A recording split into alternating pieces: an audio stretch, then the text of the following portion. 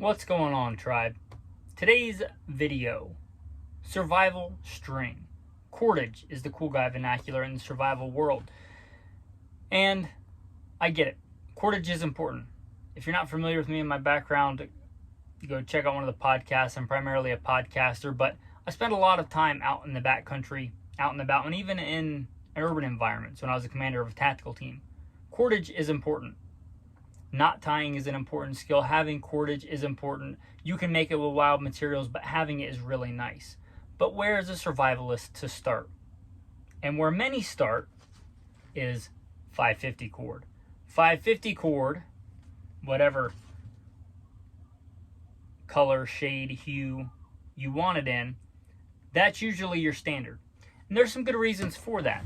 550 cord is really strong. 550 pounds.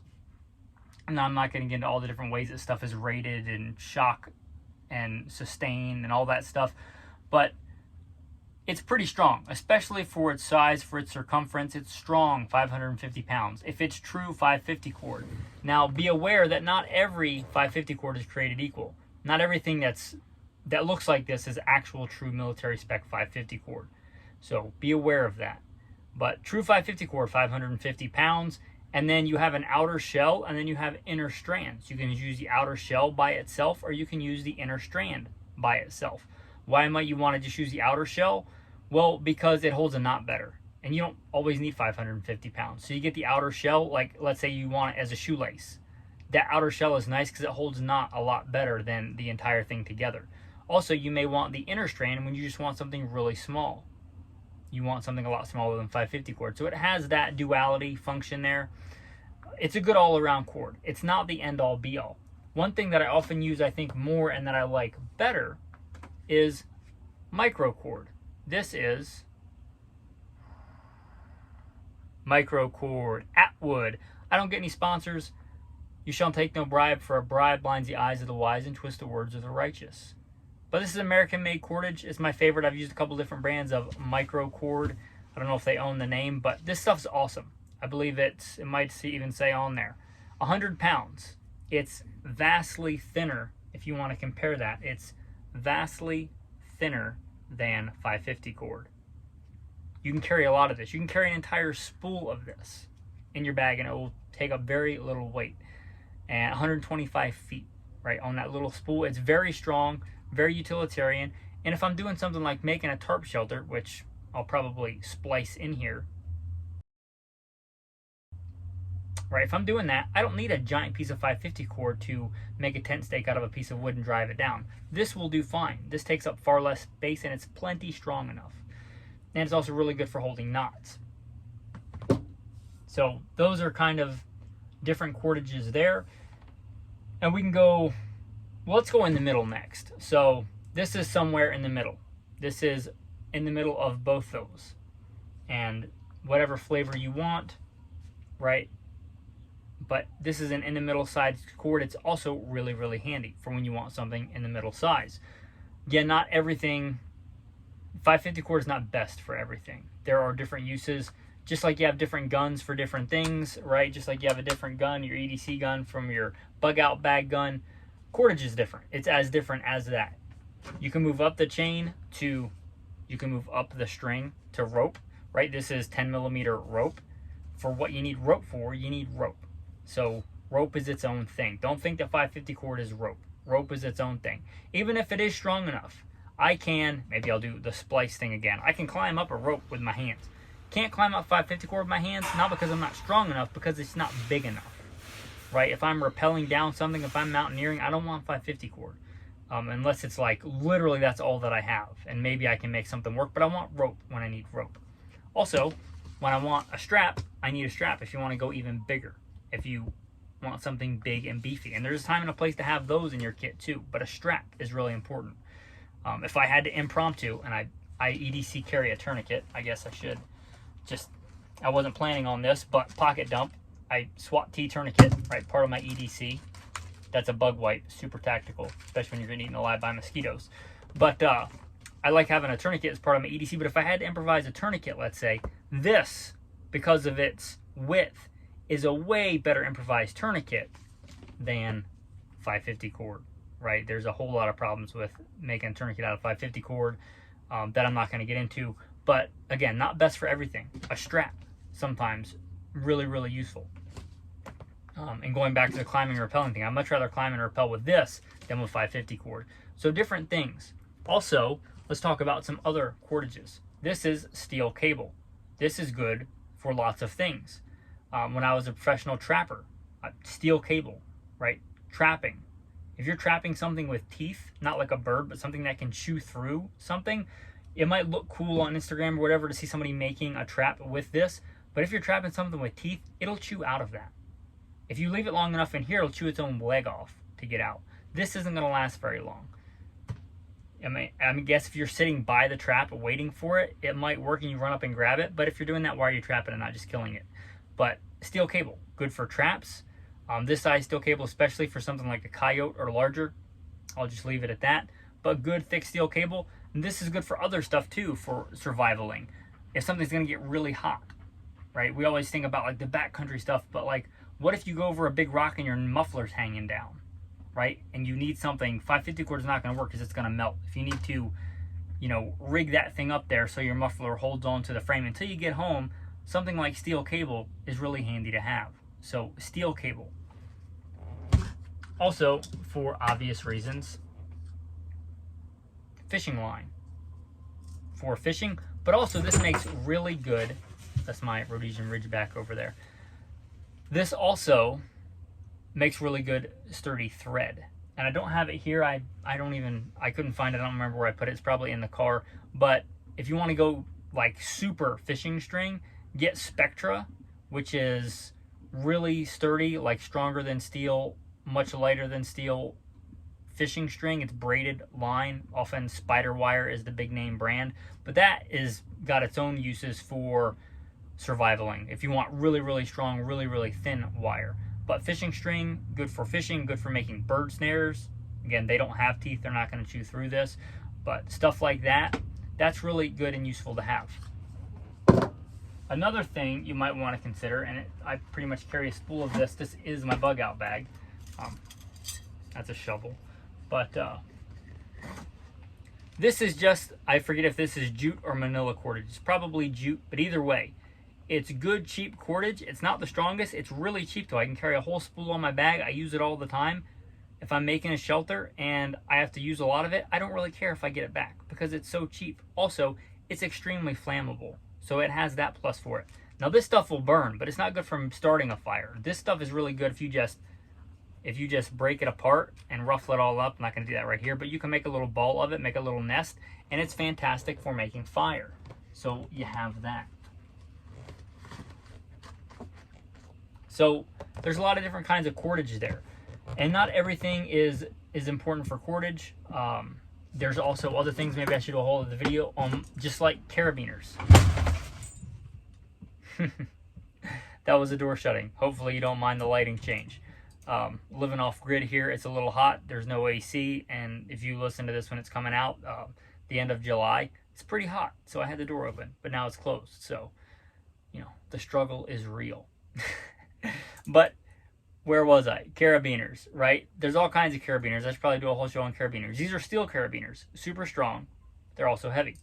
This is an aluminum carabiner, a super light aluminum carabiner, but it's also not very strong. Different stuff for different things.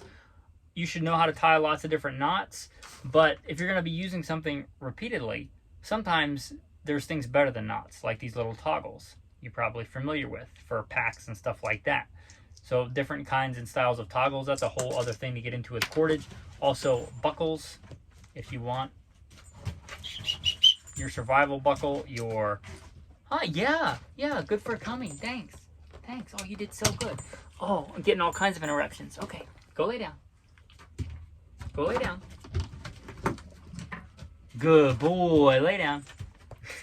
It's my co-star there, Alexander Hamilton, guest appearance. Different toggles, different buckles, different carabiners. It's a whole different thing, but they are all useful. These little survival buckles, you know, they're nice to have. They're not the end all be all. This is not all that I would want to have in the backcountry, but this one does have that whistle, and it does have fire starter on there. If you can incorporate into that something that you need a buckle for anyway. One of the things I often carry this is like on my pack where I have a strap next to my face. If I get injured, I could reach over and blow in the whistle. That's kind of handy if I need a buckle anyway, right? Because buckles on straps, they're pretty important. Let me talk about another thing I don't think it's talked about enough. A lot of times in the survival world, everybody thinks about tactical. It's got to blend in. It's got to be coyote, man. Or multicam, even better, right? Where's my multicam? Can you see that? Yeah, multicam. These are a bunch of my old uniforms that my grandma sewed together in a quilt for me. Very cool. But a bunch of old military police uniforms and stuff on there. But not everything needs to be multicam or coyote. I've got two things of microcord. One is orange, one is coyote. Both are important. Both have their place. Case in point, I pulled this down. This is a neck knife. I don't often carry a neck knife, but sometimes I do. Right? This is a EDC Relentless, I think. But it's a good like urban running around the city if I was wearing board shorts, or more importantly when my wife goes running. It's a good EDC tool for her to carry running. A neck knife. But the reason this is micro cord, again, it would be better for this job than 550 cord. And also if I wear it, it blends in, right? I might not be exactly coyote, but I'm a lot more coyote than I am orange. And if I have that under my shirt and I want to reach up and grab it, I like it to blend in. I don't want the people that I'm encountering to know that I have this. So the covert makes sense sometimes. Sometimes overt makes sense. Part of my EDC here. This is a Leatherman signal. This is fire cord. This is like an upgraded version of 550 cord. This has a fire wick inside of it, which makes sense. One of the things cool about this Leatherman signal is it has a fire starter on it. But this has a wick inside of it. Anyway, not to get sidetracked, but it's orange. This is my EDC.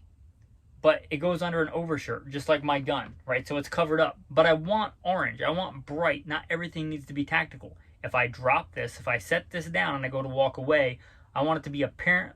I want it to be inherently obvious that something is on the ground, right? I don't want this whole thing multicam, because if I set it down, then I can't find it. If I drop it, it goes tumbling down a hillside at night.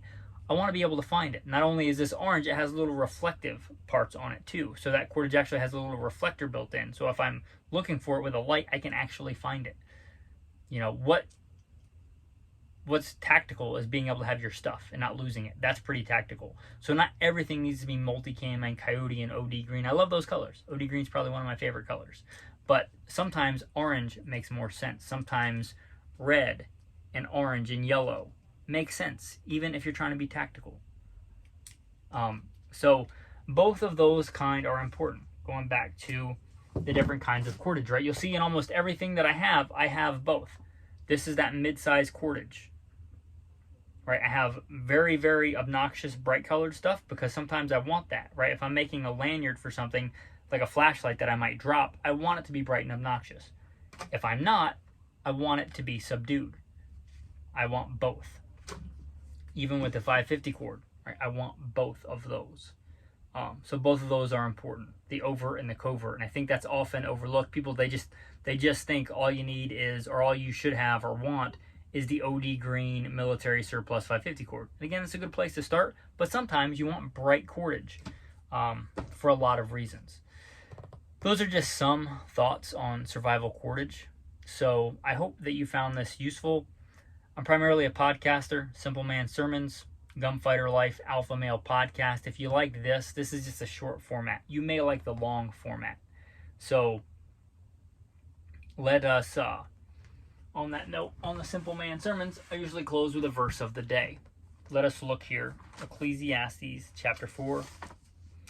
What more fitting in a video about cordage than, for he has no one to help him up. Again, if two lie down together, they will keep warm. I cuddle with Alexander Hamilton when we're out in the back country. I'm not ashamed of it. He's very warm. Again, if two lie down together, they will keep warm. But how can one be warm alone? Though one may be overpowered by another, two can withstand him. Team tactics, right? That's important. Team tactics. Strength in numbers. But how can one be warm alone? Though one may be overpowered by another, two can withstand him, and a threefold cord is not quickly broken. That is what made me think of this verse. But there's a lot of good lessons there. I'm going to read the whole thing in toto, so I'm not interrupting it with my own thoughts. For he has no one to help him up. Again, if two lie down together, they will keep warm. But how can one be warm alone? Though one may be overpowered by another, two can withstand him, and a threefold cord is not quickly broken. Sometimes you have to go it alone, man. It's written about Jesus. They all forsook him and fled. He still did the right thing. But for most of his ministry, he had helpers. He had community. Community is important, right? You should always do the right thing, whether or not anybody else is. Like Jesus told Peter when he asked about Judas, what is that to you? You follow me. If the whole world, if everybody else is doing the wrong thing, you do the right thing. But it's important to have community. If you can have like-minded, strong men around you, community is important. Though one may be overpowered by another, two can withstand him, and a threefold cord is not quickly broken. Thanks for listening, and have a blessed day.